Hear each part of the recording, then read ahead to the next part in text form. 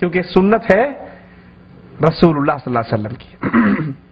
ہمارے ہاں بھی حج کے ایک ایک عمل کا مقابلہ ہوتا ہے نا، جس طرح مشعر حرام پہ کھڑے ہو کر ہم دعا مانگتے ہیں نا اللہ سے، اور لاہور والے سے پوچھو کہاں جا رہے ہو، کہا جی وہ کئی دنوں سے بیماری ہے ٹل نہیں رہی، بابا حجویری صاحب کی قبر پہ دعا مانگنے کے لیے جا رہا۔ جس قبر کو پختہ کرنے کی اسلام میں اجازت نہیں، جس پہ مجاور بننے کی اسلام میں اجازت نہیں، جو مرکز ہے برائی اور بدماشی کا، درباروں پہ افیم، درباروں پہ چرس، درباروں پہ پاؤڈر، درباروں پہ زنا، درباروں پہ بچیوں کا اغوا ہونا ہے، یہ ساری بدکاری کہاں ہوتی ہے؟ درباروں پہ ہوتی ہے۔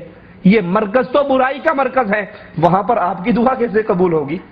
دعائیں قبول کروانی ہے تو اللہ کی مسجدوں میں آ کر اللہ کے سامنے گڑ گڑا کر رو کر سوال کرو، مالک دعا قبول کر لے گا۔ مشعر حرام پہ دعا کی، آپ واپس آئے، آپ نے یہ 10 تاریخ کا دن ہے، اس 10 تاریخ کو آپ نے کئی کام کرنے ہیں۔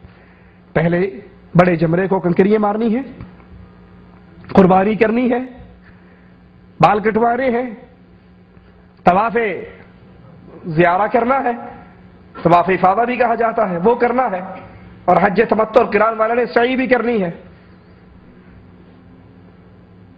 آپ کو یہ قربانی کیا سبق دے رہی ہے؟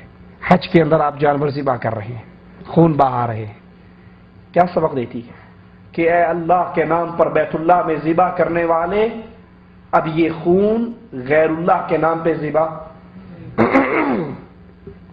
رسول اللہ صلی اللہ علیہ وسلم فرماتے ہیں لعن اللہ، یاد کیجئے گا اس حدیث کو، لعن اللہ من ذبح لغیر اللہ، جو اللہ عز و جل کے نام کے علاوہ کسی اور کے نام پہ ذبح کرتا ہے اس پر اللہ کی لعنت برستی ہے۔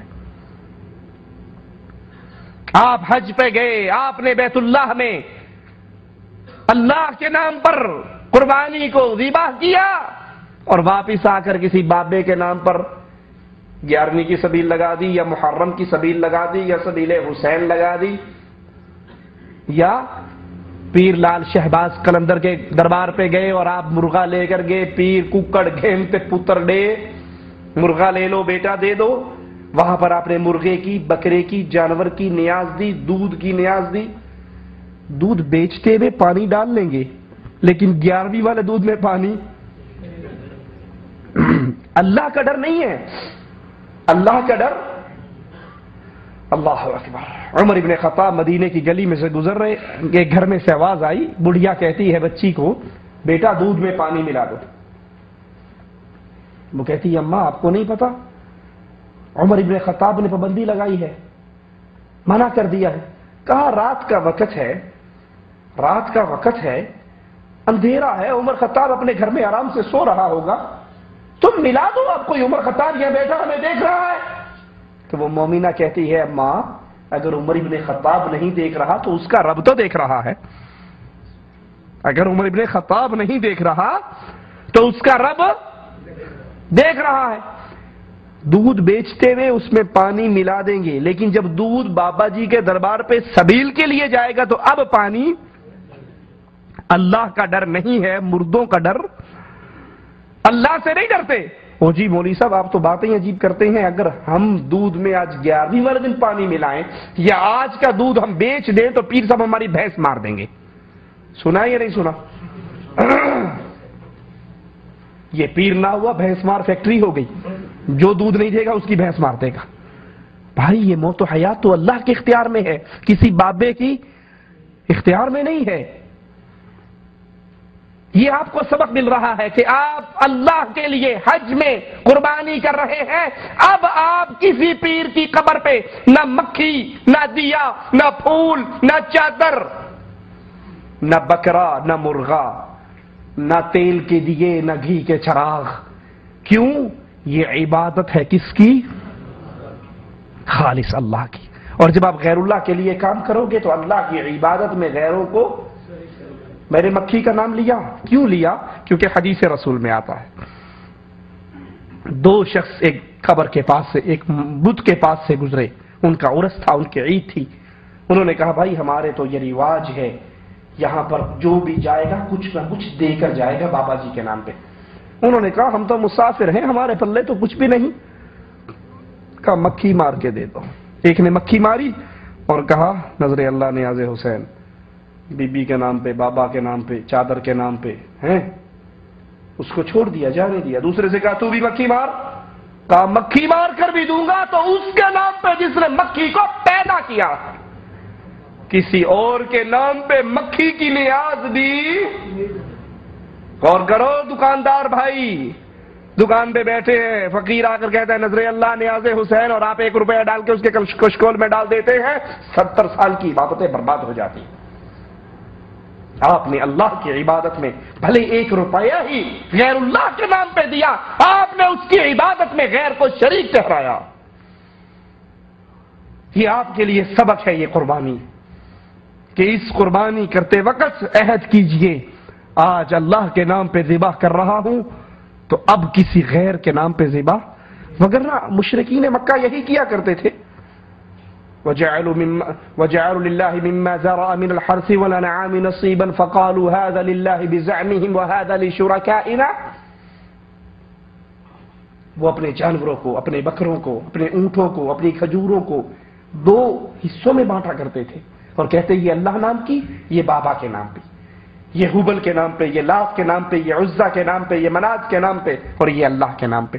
وہ بھی اس طرح کیا کرتے تھے، اور اگر میں نے اور آپ نے بھی یہی کیا، بلکہ کئی بدنصیب تو ایسے ہیں جو یہاں مکہ شریف پہنچ کر فون کرتے ہیں پیچھے، طبیعت بہت خراب ہوگی، جب سے آیا ہوں بیمار ہوں، جاؤ حجویری صاحب کی قبر پہ چادر چڑھا کر دعا کرو داتا ہماری بیماری کو دور کر دے۔ وہ ظالم تو آیا کہاں پر ہے؟ تو آیا کہاں پر ہے؟ وقت کا بادشاہ بیت اللہ میں آتا ہے اور ایک فقیر کو دیکھتا ہے، وہ رو رہا ہے۔ فقیر سے مراد جو ہمارے زبان کا لفظ ہے، یعنی میلے سے کپڑے، خستہ حال، غریب الوطن۔ کہا مانگ کیا مانگتا ہے، کیوں روتا ہے؟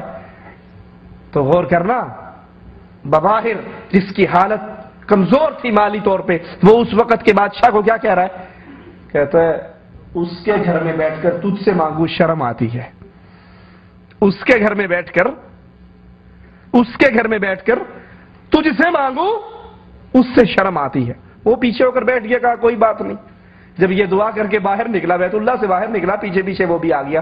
کہا اچھا وہاں تو تم کہہ رہے تھے نا کہ اس کے گھر میں بیٹھ کر تجھ سے مانگوں تو شرم آتی ہے، اب تو اس کا گھر نہیں ہے، اب تو باہر آ گئے، مانگو کیا مانگتے ہو؟ کہا کیا مانگوں؟ آخرت کا مانگوں یا دنیا کا مانگوں؟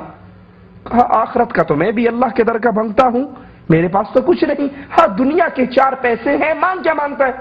کہا بھلے آدمی، دنیا تو میں نے دنیا والے کے گھر میں بیٹھ کر اس سے نہیں مانگی، تجھ سے کیا مانگوں؟